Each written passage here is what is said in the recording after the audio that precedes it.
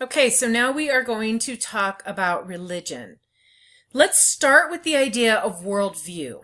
Worldview is the term that refers to how people see their world and construct their reality. Our religious beliefs, moral beliefs, ways of thinking are shaped by our culture and all contribute to our worldview.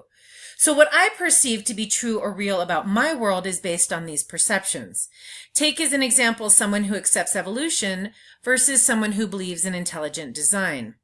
They both have what they believe to be facts and truths that verify their view of the past. The evidence that both sides bring to the table is different. One person accepts as fact what another person does not. Religion is a huge part of worldview. My definition of religion is slightly different from the books. I define it more generally as a systematic set of ideas about spiritual reality or the supernatural. And by systematic, I mean that cultures have a well-developed, well-integrated way of understanding the supernatural. There are stories, ritual, activities, events, and so on that are all connected together through religious practice.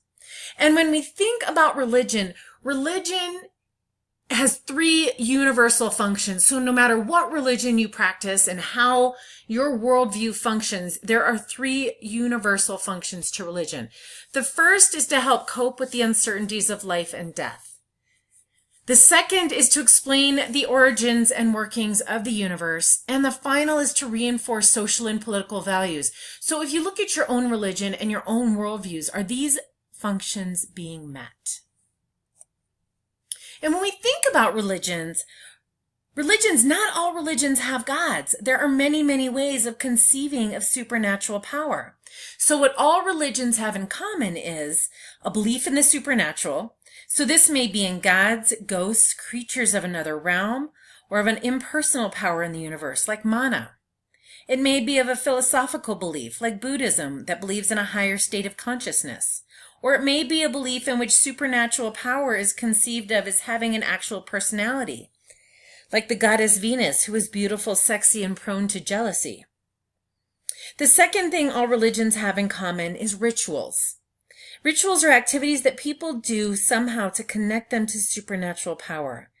They may be performed individually, like a vision quest, or as a group, like going to church on Sunday morning. Rituals are not things like taking a shower the same way every day. That's a little bit different. That's habit. So rituals are not necessarily habit. Rituals are systematic activities that people do to connect them to supernatural power. And then the final thing that all religions have in common are mythic texts. All religions have stories that help explain the unknowable, like how the world and human beings came into being, how the moral code was set down, and often the history of the people.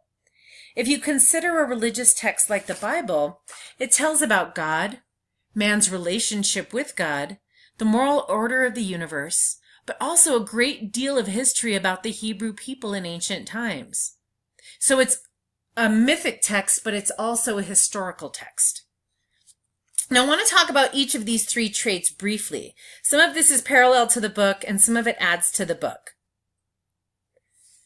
So let's start with supernatural belief. Some common ways that people view that which is beyond normal human perception. So when we're talking about supernatural belief, that's what we're talking about. Common ways that people view that which is beyond normal human perception. Animism. The book talks about how Tyler first identified and thought of animism. I want to expand on that definition. Animistic belief is the belief that all things have their own spirit, not just humans, but animals, plants, rocks, the earth, and so on.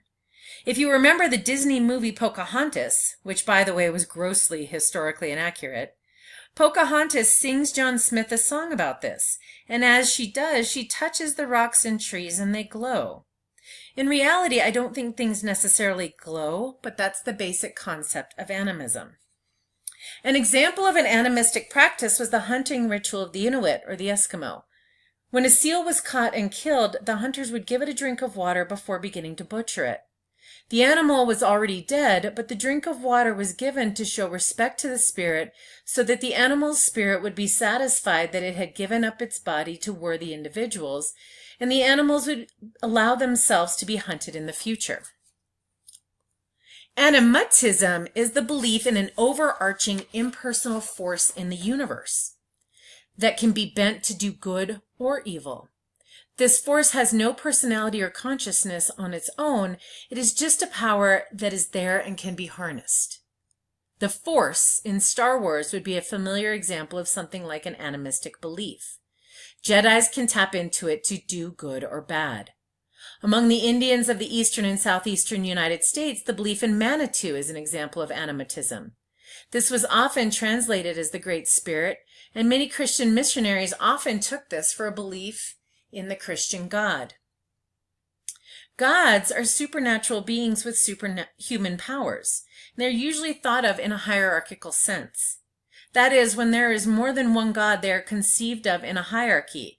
And when there is only one God, he or she is often perceived of or referred to in a hierarchical way. For example, as a king, a lord, a ruler of heaven and earth, etc. By referring to a God as a king of kings, he is placed in a hierarchy at the head of the human hierarchy. And in addition to gods, there are other supernatural creatures. Ancestral spirits are important in many societies as protectors and creatures that continue to occupy areas around a village who have power to harm or help humans. Otherworldly beings are creatures that may have powers that humans don't have because they inhabit other realms. Fairies, elves, sprites, demons, devils, angels, saints, ghosts, and so on are all examples of otherworldly beings in European worldviews, past and present. The Kachina are another example. The Pueblo Indians of the American Southwest believe in spiritual beings that occupy the realm of clouds. These beings, or Kachinas, aren't gods. They simply come from another realm of existence and therefore have control over clouds and rain, as humans have control over earth and soil. The Kachinas are enticed to live with the Pueblo people for part of the year, and during that time they are symbolically fed and treated with great respect, so they will use their abilities to help the people who are farmers in an arid environment. So that's supernatural belief. And think about how that might play out in your own worldview, in your own religious beliefs, if you have them. Second thing are rituals. Rituals are performances or activities people pursue that help them make a connection to the supernatural. The book discusses several approaches to religion, and I want to add some types of rituals that have both a social and religious function. The first is rites of passage. These are rituals that mark a person's passage through life. They are characterized by 3 phases: separation, transition, and reincorporation into society. The second, rites of intensification, are rituals practiced in times of crisis or of potential crisis, intended to bring people together and to avert or ease the crisis. Funerary rites represent a rite of intensification, as do candlelight vigils. In horticultural societies, there are often rites of intensification associated with springtime, when there is a high risk to the crops or the young animals from a late frost or snowstorm, and when stored food supplies from last fall's harvest are running low. The ancient Celtic holiday Beltane was a rite of intensification, intended to enhance the fertility and give supernatural protection to the people, the herds, and the crops at this particularly risky time of year. Rites of reversal are ritual events in which the natural order of the universe is turned upside down, misbehavior is allowed, and rules can be broken without punishment. Rites of reversal often relieve the tension among people in a society, where certain classes or genders may have tight restrictions on their behavior. Consider Mardi Gras, Carnival, and Halloween. These are all rites of reversal. Think about Halloween. Children are supposed to be nice, not talk to strangers, not take candy from strangers, go to bed early.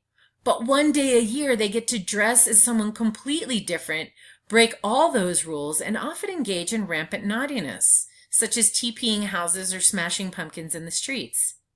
Kids don't normally have that many liberties, but one night a year we let them go wild. Carnival in Brazil is a rite of reversal in which men often dress as women, and women may go out in the streets topless and behave in blatantly sexual ways. This is a society that has very narrow definitions of masculinity and femininity, and where there are many restrictions on behavior. Those tensions are released in the streets during Carnival. Rites of reversal are often good ways to see what tensions are lying under the surface in the normal day-to-day activities of a society. And finally, mythic texts. I don't have too much to say about myth, except that I want to clarify the use of the word. In scientific terms, a myth can be defined as a story that explains the world, is believed to be true, and usually involves supernatural or miraculous happenings. This is different from the common usage in which people think of a myth as something that isn't true. By referring to a text as a myth, I do not mean it isn't true. I simply mean it fits the characteristics of a religious text as I just defined. So think about some of the myths that you know of and see how they fit in this definition. And that's really all I have to say about religion, but there are some important things I'd like you to get from the readings. So all of these definitions, and many of them are found in your reading, and then a few other ideas that you have to sort of glean from the readings. And as always, if you have any questions, shoot me an email.